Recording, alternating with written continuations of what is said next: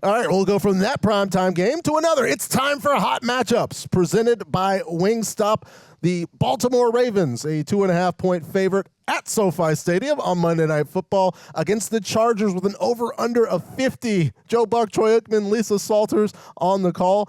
Greg, we saw a score fest against the Chargers last time out. In comes a hurt Baltimore Ravens defense that couldn't stop anybody when they're healthy. Are there 80 points scored in this football? Patrick, not happy with this defense. Look, they're coming off one of their better games of the year, at least. I've been saying all year when this Ravens team loses that great teams respond, and I expect them to respond, and they have. After that Raiders loss, I guess they didn't in weeks 1 and 2, but they bounced back in the last 2 games after a loss. And I think they will here as well. I just want to know, can the Chargers and their pressure group, and Khalil Mack wasn't out there last week. He would help a lot if he returns. Joey Bosa looked better. He played a lot more last week, so that helped them out a lot. Can they consistently get pressure? Can they be as disciplined as the last 2 teams that have faced the Ravens? Because if they can, and they've been quite good at getting pressure, then I do think they have a chance in this game to hold that Ravens offense down. Well, it's really amazing what the Chargers are doing. I mean, they're starting 2 rookie corners, 2 fifth-round picks on the corners. Mm-hmm. One in the slot, one outside. Cam Hart and Christian Fulton's the other corner. They've held up, and they played great against Joe Burrow in the fourth quarter. Now, Joe had some unbelievable plays too to get him to tie it up, but Deion Henley is a guy that I don't know if people talk about him out there enough. I don't nationally, but he's a phenomenon. He never comes off the field. And he wears number 0 for the Chargers, second-year player. Like, he kind of does everything for them, including blitz. And so when they want to get pressure, extra pressure, they will blitz him. They will bring Derwin James off the edge. They'll do what they have to do because they feel like they're tackling much better in the secondary and they're holding up in man coverage much better than they were at any point under Brandon Staley.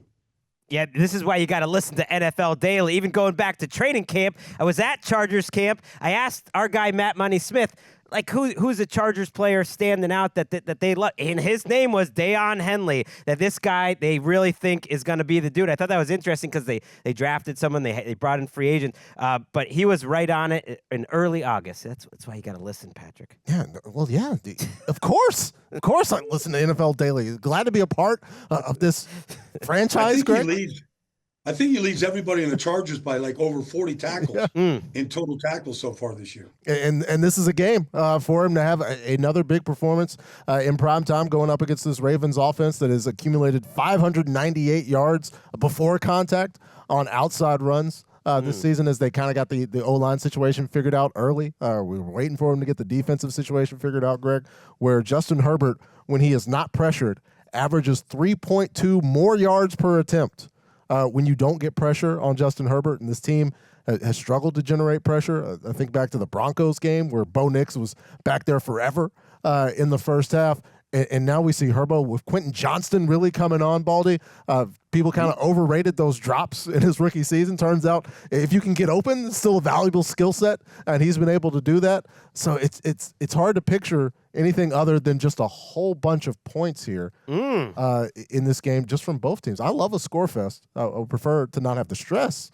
But score fest, why not? Baldy, Patrick's a closet Ravens fans. It's no longer in the closet. So what do you think? How do you think his defense, the secondary, holds up here? I announced that game in Pittsburgh last week with the Ravens. Derrick Henry got it knocked out of his hands by Nick Herbig on the second play of the game. That led to points. Peyton Wilson, the rookie, ripped the ball, right out of Justice Hill's hands on a wheel route. They got 3 takeaways, which really, really helped the Steelers in their offense and the points. Justin Tucker, I'm not sure what to think, because he's missing extra points and field goals regularly right now. But the thing that's bizarre to me about this team is if they're behind or if they want to throw it, they take Derrick Henry off the field. And there's long stretches of games against Cincinnati this year where they had to win late or in overtime, or even last week where Henry's not on the field. And honestly, Justice Hill's fine. He's a good player. But he doesn't scare you. Maybe Keaton Mitchell will. He didn't get much play last week. But I thought they got good pressure, on Lamar last week, enough where it really affected the way that he played. And so I think that's the key. When you can pressure Lamar and make him try to be Houdini back there regularly, when you take the threat of Derrick Henry and the big runs away, they seem to look a little bit more pedestrian than what the statistics say right now. That's a great point. And yeah, I just think there's too many penalties from this team, Baltimore, on both sides of the ball. They're leading the league, just a little sloppy.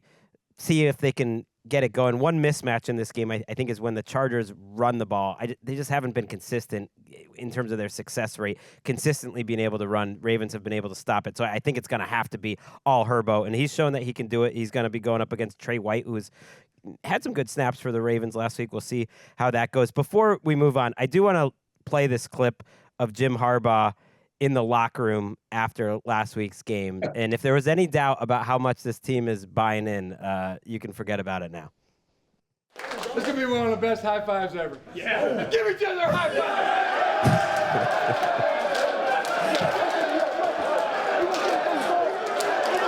Derwin James is so intense in this. He's a jolly good fellow. He's a jolly good fellow. Which nobody can deny.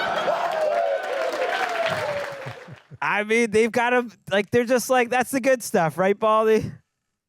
Well, it's interesting, obviously J.K. Dobbins, finished that game off with 18 seconds ago with that touchdown run. And, there've been a lot of coaches, like maybe that one in Chicago, that says, all right, we got the ball at the 26-yard line. Let's just kick the field goal. And he runs another play, and J.K. takes it to the house, and game over. Chicago goes, and they just kick a field goal with 30 seconds to go, and they get it blocked. Like, there's just something about the way that Harbaugh just has their pulse and knows when to be. They're not a big, crazy fourth down, go for it team. They're not like that. They take the points that are there. They kick field goals, all that stuff.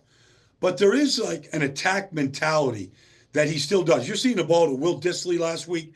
I never thought Will Dissly could run a seam route. I never seen him run one. They hit him on two of them last week. And all of a sudden the ball's going down the field. And I thought, as much as I want to see the Chargers win and pulling for Harbaugh, and it's good for LA sports, all that, I thought, like, they're not going to – this is a Showtime city.